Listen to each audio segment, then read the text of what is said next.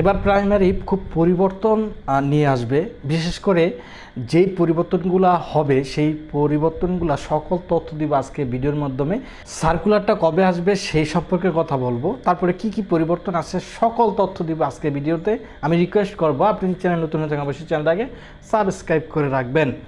দেখেন, এই primary circular নিয়ে আমি প্রাইমারি বিষয় নিয়ে কী কী পরিবর্তন আসবে সেটা নিয়ে আমি অলরেডি একটা ভিডিও করেছি। তারপরও সার্কুলার সম্পর্কে আর কিছু তথ্য সম্পর্কে আর গুরুত্বপূর্ণ তথ্য দেওয়ার জন্য আজকে ভিডিও নিয়ে আসলাম।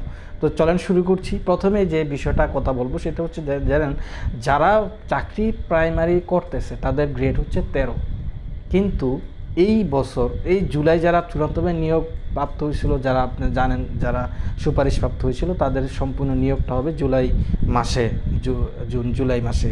তো তারা 12তম গ্রেডে নিয়োগ পাবে। তো যারা পুরনো শিক্ষক ছিলেন তারাও কিন্তু আপনার 13তম গ্রেডই আছে। তাইলে এটা খুব প্লাস পয়েন্ট, ভালো একটা দিক। আপনারা যারা নতুন আছেন আপনারা নিয়োগ পাবেন 12তম গ্রেডে। 4 বছর জব করবেন, জব করার পরে আপনারা 11তম গ্রেডে পদোন্নতি পাবেন।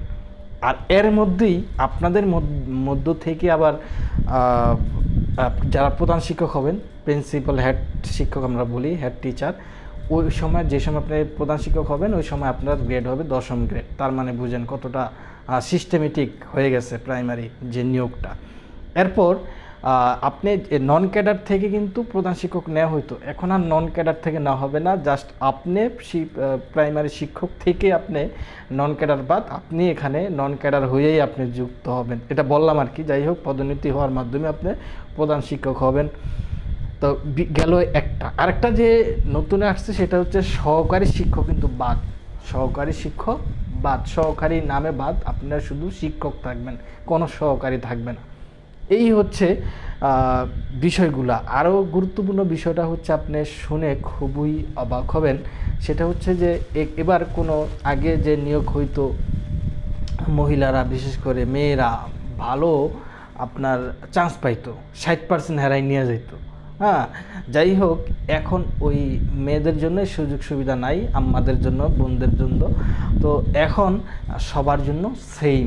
তবে হ্যাঁ, 93% কিন্তু এই বিষয়টা একটা থেকে যায়, যেটা 7% আপনারা জানেন সেখানে উপজাতি কোটা, পোষ্য কোটা মোটাও নাই। এর মধ্যে মুক্তিযোদ্ধা, তারপরে প্রতিবন্ধী, ওই 7%-এর মধ্যে দেখবেন অনেক সময় যে সময় রিটেনে টিকে বা যে সময় পাশ করে ফেলে ভাইবা পর্যন্ত যায়, দেখবেন ওখানে কোনো উপজাতিও থাকে না, অনেক সময় থাকে না, অনেক সময় মুক্তিযোদ্ধা বলতে কেউই তো নাই। মুক্তিযোদ্ধা এখন আর বয়স কোনো ছেলে সন্তান নেই, মুক্তিযোদ্ধা একবারে নেই বললি, একবারে নাই মনে করেন, ধরেই নেন নাই, মুক্তিযোদ্ধা কেউই নাই। এরপরে আছে আপনার আরেকটা আছে যে প্রতিবন্ধী, সেটা থাকতে পারে, কিন্তু দেখবেন চূড়ান্তভাবে ভাইভাতে গেলে সম্পূর্ণ মেধাটি 100% মেধাই আপনি জবের পরীক্ষা দিবেন। এই হচ্ছে একটা বিষয়। আরেকটা হচ্ছে যে কিন্তু পরীক্ষার সিস্টেম কিন্তু আগের মতোই থাকবে, 75 নাম্বারই পরীক্ষাটা হবে। এর মধ্যে আপনি যেভাবে পরীক্ষা হয়েছিল এমসিকিউ, সে এমসিকিউই থাকবে। আরেকটা বিষয় হচ্ছে যে সর্বশেষ যে বিষয়টা বলবো সেটা হচ্ছে সার্কুলারটা কবে আসবে। তবে হ্যাঁ, সার্কুলারটা যেহেতু সব নিয়ম নতুনভাবে সব প্রজ্ঞাপন হচ্ছে বা নতুনভাবে দিক নির্দেশনা জারি করা হইতেছে, এটার কার্যক্রমটা সঠিকভাবে সম্পূর্ণ করতে হয়তো এই বছরের শেষে অক্টোবর বা অক্টোবর মাসে এরকম একটা সময় আপনার